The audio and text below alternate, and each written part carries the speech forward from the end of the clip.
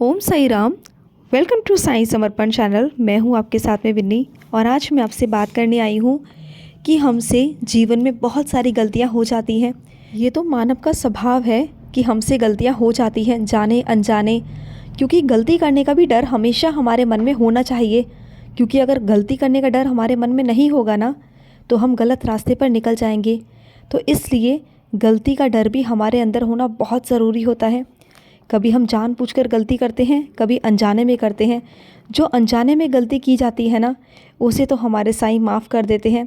लेकिन जो ऐसी गलतियां होती हैं ना जो हम जानबूझकर करते हैं, तो ऐसी गलती हमें कभी नहीं करनी चाहिए। अगर ऐसी गलती अगर हमसे होती है ना, अगर हो भी गई है तो उसे भूल जाना चाहिए।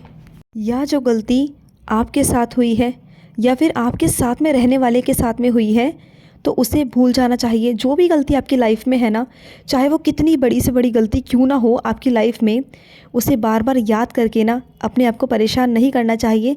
अगर हो भी गई है ना तो उसे लेट इट गो करो, जाने दो। जो हुआ सो हुआ। उस गलती से सबक लो, सीखो और आगे वो गलती दोबारा मत दोहराओ। कभी कभी लोग कहते हैं ना कि इंसान तो गलतियों का पुतला है, इंसानों से गलतियाँ हो जाती हैं। हाँ, बिल्कुल हो जाती हैं, लेकिन आप ऐसा नहीं कि बिल्कुल ही करप्ट हो जाओ, बिल्कुल ही अंदर से गलत हो जाओ और बार बार एक ही गलती करो। तो वहाँ पर ना आप गलतियों का पुतला नहीं, वहाँ पर आप बेवकूफ़ों का पुतला कहलाया जाओगे। क्योंकि हमें गलती करने का मतलब होता है, एक बार गलती की उसके बाद हमें समझ आ गया, नेक्स्ट टाइम वो गलती हम दोबारा नहीं करेंगे। लेकिन अगर एक ही गलती को अगर हम बार बार करते हैं और जानबूझकर करते हैं ना, तो हम बेवकूफ़ हैं। तो कहते हैं ना कि कभी भी गलतियाँ नहीं करनी चाहिए। और अगर आपसे गलती हो भी गई है ना, तो उस पर आपका रिएक्शन कैसा होना चाहिए, हाउ डू वी रिएक्ट, आपको कैसे करना चाहिए। पहले आपसे अगर कोई गलती हुई है तो हम क्या करते हैं, बिना सोचे समझे एक्ट करना शुरू कर देते हैं। लाइक अगर हम सांस ले रहे हैं, ठीक है, तो अगर हम सांस ले रहे हैं तो पहले आप ये देखो कि आप सांस ले रहे हो या सांस अपने आप चल रही है। अपने आप चल रही है ना, इट मीन्स कि वो आप नहीं कर रहे हो। एक्शन का मतलब होता है, एक्शन का मीन्स होता है कि आपने कुछ किया। जैसे कि अगर आप रात को लेटे हुए हो और रात को लेटे लेटे आपका जो बॉडी है, आपका जो शरीर है, वो सोते वक्त आप जैसे उल्टे हो गए। कई लोग होते हैं ना जो सो रहे होते हैं, उनको नींद में इतना होश नहीं होता, वो इतनी गहरी नींद में सो रहे होते हैं। जब आप सुबह देखते हैं कि आप सोए तो इधर थे, अब इस कोने पर पहुंच गए, तो इट मीन्स क्या है, वो आपने किया नहीं है, हुआ है। तो आपको ये समझना होगा कि किया है या हुआ है, तो आपको ये समझना होगा। लेकिन जो भी हुआ ना आपके साथ, उसके बारे में आपको सोचना नहीं है। चाहे आपके थ्रू हुआ हो या आपके साथ कुछ भी हुआ हो, कितना भी बुरा हुआ हो, चाहे आपकी लाइफ में कितने बुरे से बुरा क्यों ना हो जाए, सबसे पहले आपको सोचना है कि हुआ क्या है, कैसे हुआ है, किसी ने किया है या वो हुआ है, वो सामने वाले से हुआ है या उसने किया है, या फिर आपसे हुआ है या आपने किया है। इसके बारे में पहले आपको सोचना है। जैसे कि मान लीजिए अगर आप रोड पे चल रहे हो और किसी ने आपकी गाड़ी को पीछे से आके ठोक दिया, गाड़ी का एक्सीडेंट हो गया, तो आपको पहले समझना होगा उसने वो जानबूझ के किया है या उससे अनजाने में हुआ है। तो पहले आप ये जान लीजिए कि उसने सच में मारा है या आपने उसे गलत समझ लिया है। उसकी इंटेंशन नहीं थी मारने की, लेकिन गलती से हो गया, क्योंकि वो होना था तो वो हो गया। तो ऐसे सिचुएशंस को ना आप लाइटली जाने दिया करो, लाइटली गो किया करो। सपोज़ देन भूकंप आ गया, अर्थक्वेक आ गया, तो उसमें क्या किसी की कोई गलती है? वो होना था तो वो हो गया, वो आपने किया नहीं, वो हो गया। अब बात आती है किए गए बात की, कि अगर किसी ने जानबूझकर कुछ किया है तो आपको पहले वहाँ समझना होगा कि जिसने किया है वो किस इंटेंशन से किया है। देन उसके बाद ना उसे पनिश करना बहुत ज़रूरी है।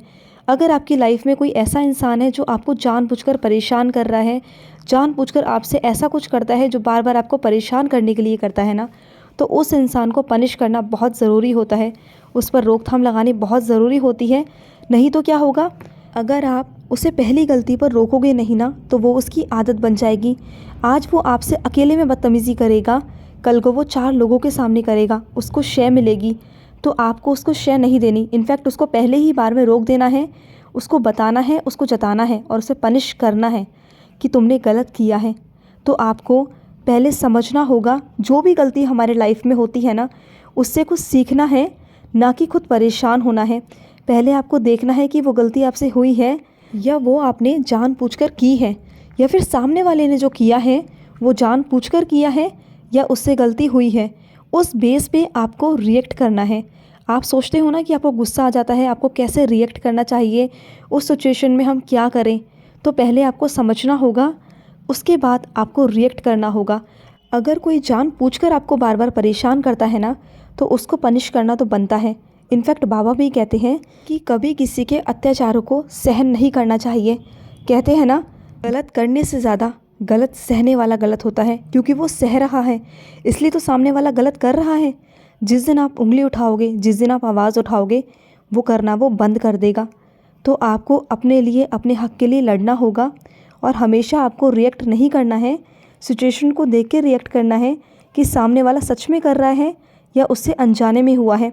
तो ऐसे करके ना हमारे बहुत सारे रिश्ते जो होते हैं ना वो टूट जाते हैं, बिखर जाते हैं, क्योंकि बहुत सारी सिचुएशंस ऐसी हो जाती हैं कि कई बारी ना अनजाने में कोई चीज़ें होती हैं और हम उसे सच मान लेते हैं और हम लोग रिएक्ट करने लगते हैं।